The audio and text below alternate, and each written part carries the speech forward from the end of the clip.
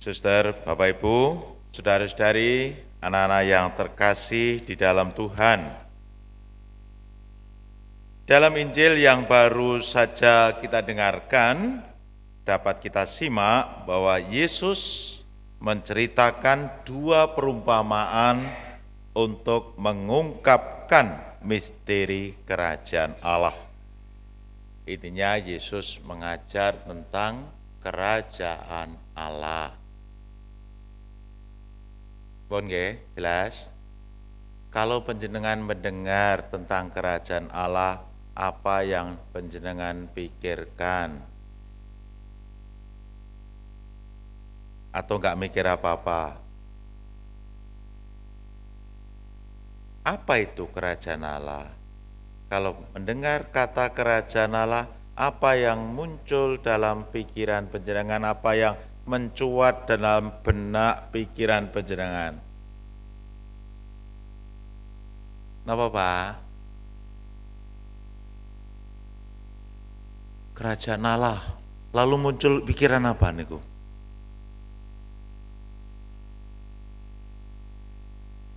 Iya ya.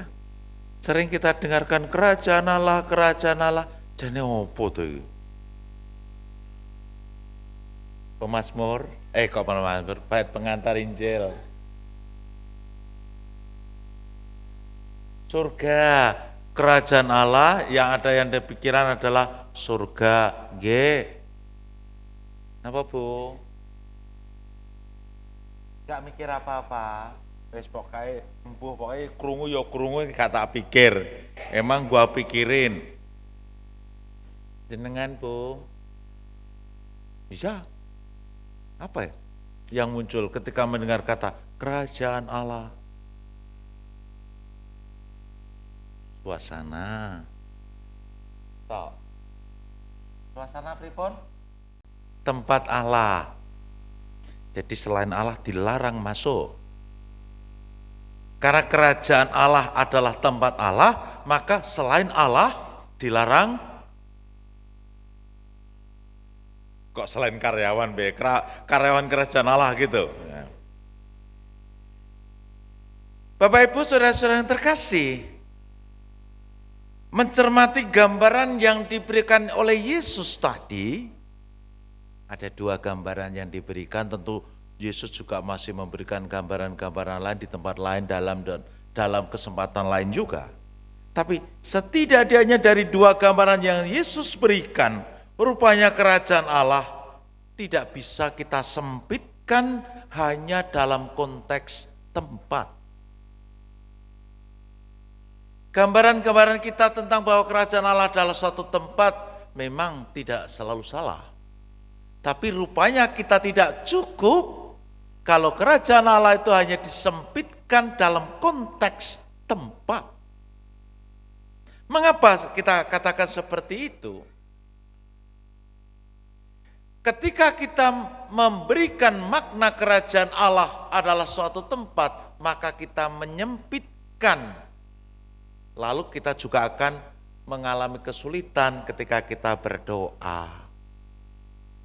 Bapa kami yang ada di surga, dimuliakanlah namamu, datanglah kerajaanmu.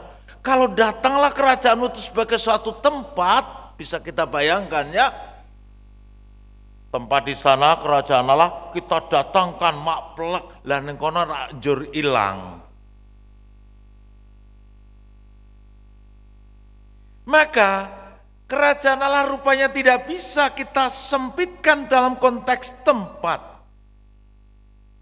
Tapi kerajaan Allah lebih merupakan cara hidup, suasana hidup, proses hidup,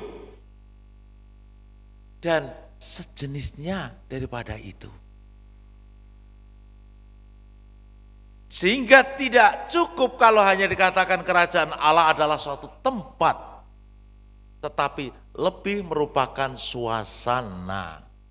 Yesus menggambarkan kerajaan Allah dengan seorang yang menaburkan benih ke tanah. Itu yang pertama. Setelah melakukan hal tersebut, menaburkan benih, ia pulang ke rumah, dan membiarkan benih itu tumbuh. Dan tumbuhnya secara alami seturut dengan kehendak ilahi. Sehingga ketika menaburkan itu tidak ditungguin terus, tapi membiarkan dan disambi dengan aktivitas yang lain, naburkan benih lalu pulang, nyuci baju, setrika, lempet-lempet, kemudian umbah-umbah, korah-korah, asah-asah. Dan membiarkan benih yang ditabur itu tumbuh.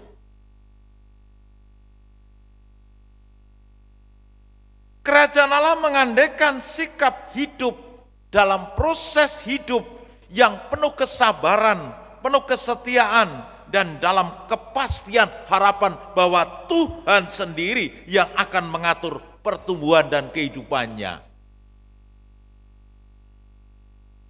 Coba penjenengan ketika nabur benih itu, inilah gambaran kerajaan Allah, ketika nabur itu tidak dipentelengi terus, tapi ditinggal pergi, tapi ada keyakinan dalam diri bahwa ini akan tumbuh.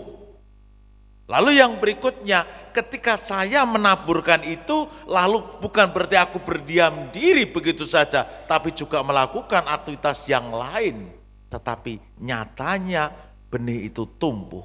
Inilah proses hidup.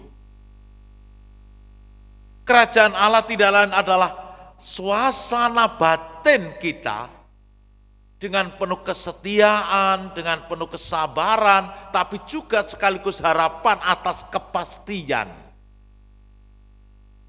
Pasti kita punya keyakinan kok. Ketika naburkan benih, lalu kita juga punya keyakinan bahwa itu nanti akan tumbuh. Kalau penjenengan sudah yakin gak tumbuh, pasti gak akan ditaburkan. Apakah ada, aku tak nandur, aku gak punya pengharapan bahwa ini tumbuh. Iki jenenge wong aneh. Tapi yang luar biasa adalah bahwa kita dengan penuh kesabaran, kesetiaan, namun juga sekaligus dalam kepastian harapan bahwa Tuhan akan mengatur pertumbuhan itu. Tentu sikap ini akan menghadirkan ketenangan, kedamaian, dan harapan. Itulah kerajaan Allah. Kita nggak perlu gelisah bahwa pasti akan tumbuh. Tenang, Tuhan akan mengatur. Kerajaan Allah tidak lain adalah bagaimana sikap hidup kita yang kita yakini, lalu kita jalani penuh dengan ketenangan, kedamaian, dan harapan. Maka kalau kita merasa ada sesuatu yang sungguh membuat kita merasa nyaman, damai, tenang, lalu kita mengatakan, surga. Rasanya surga itu ya nek pas bar oleh gaji 13. Surga. Lalu perbandingannya ketika datang tagihan dari bank, neraka.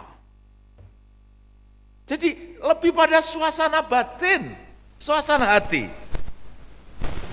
Selanjutnya kerajaan Allah oleh Yesus digambarkan seperti biji sesawi. Saya yakin di antara kita banyak yang belum tahu tentang biji sesawi. Apakah sama dengan biji sawi, Romo? Rupanya kok beda yang dimaksud dalam kitab suci.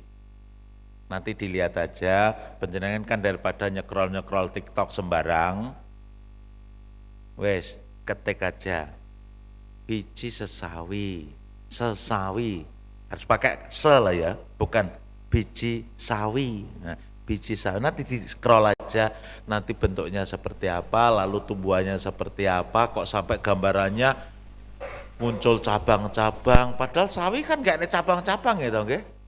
Coba. Bukan sawi sing tinggo bukan sawi yang tinggo sayuran seng-seng, nggo campuran bakmi godok, bakmi goreng, bakmi bakar. Enak gak bakmi bakar? Nggak ada. Yes, nanti dicoba aja. Jual bakmi bakar dengan sawi hijau. Nah, ya. Saya kira bukan itu, tapi penjenengan nanti browsing saja, daripada aku gambarnya ya setengah mati ya. Gambarnya kaya apa to Romo? Wis golekno dhewe lah. Yesus menggambarkan bahwa kerajaan Allah itu seperti biji sesawi, biji terkecil dari semua biji yang setelah ditabur menjadi pohon besar yang mengeluarkan cabang-cabang. Yesus mau mengatakan bahwa melakukan kehendak Allah, hidup sesuai keinginan Tuhan, mengikuti jalan Tuhan, tidak selalu berarti harus melakukan hal yang besar. Kerajaan Allah tidak identik dengan sesuatu yang harus besar. Meskipun hari ini para pelayan liturgi menunjukkan kebesaran-kebesaran diri, lektornya ya gede, pemazmurnya ya gede, imamnya ya gede pisan. Tidak selalu besar untuk menggambarkan kerajaan Allah. Yang kecil itu juga bisa menggambarkan kerajaan Allah yang tumbuh dan berkembang. Kerajaan Allah tidak selalu diidentikan dengan perkara-perkara yang besar. Harus melakukan tindakan yang besar. Tapi kerajaan Allah bisa juga diidentikan dengan hal-hal yang kecil dengan baik. Maka jika kita berhasil menaburkan benih-benih kecil kerajaan Allah, Tuhan dapat bekerja dengan penuh rasa kekuatannya, kesabarannya, kehebatannya melalui benih kecil itu hingga menjadi tumbuh berkembang besar dan akhirnya bermakna dalam kehidupan. Dalam bacaan pertama kita mencermati Tuhan berkuasa untuk merendahkan pohon yang tinggi dan meninggikan pohon yang rendah. Tuhan berkuasa untuk membuat layu pohon yang tumbuh dan menumbuhkan pohon yang kering. Justru dari perkara-perkara kecil kita membiarkan Allah menumbuh kembangkan kerajaan itu melalui proses hidup kita.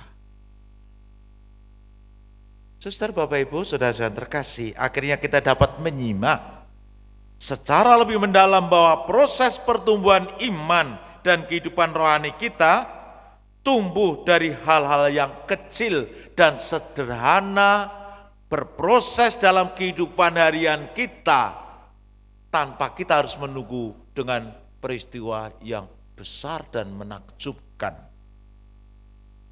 Perumpamaan benih dan biji sesawi mengajarkan kepada kita bahwa iman yang kecil sekalipun jika ditanamkan dengan benar dan dirawat dengan baik akan tumbuh dan menghasilkan buah yang besar. Iman meskipun kecil jika dirawat dengan baik akan tumbuh menjadi besar dan memberikan manfaat bagi banyak orang yang menghasilkan rasa nyaman, rasa damai, rasa tenang, dan penuh dengan harapan. Itulah hadirnya kerajaan Allah dalam kehidupan kita. Melalui peristiwa-peristiwa kecil. Karena tanggung jawab kehidupan kita juga dari perkara-perkara kecil. Maka nanti di tempat lain Yesus mengatakan, jika kamu tidak setia dalam perkara kecil, kamu juga tidak akan setia dalam perkara yang besar. Para saudara, Bapak, Ibu, dan saudara-saudara yang terkasih, sekali lagi iman yang kecil jangan diremehkan. Dari iman yang kecil itu bisa menghasilkan tindakan yang besar dan bisa bermanfaat bagi kehidupan orang lain. Tuhan sendiri yang akan mengubah keadaan kita dari yang rendah menjadi tinggi, dari yang layu menjadi segar kembali. Maka marilah kita menanamkan iman dalam hati kita, seperti menabur benih yang kecil namun penuh harapan dan bermakna bagi sesama. Selamat menumbuh kembangkan kerajaan Allah dalam kehidupan kita melalui peristiwa-peristiwa kecil dan sederhana. Allah memberkati kita.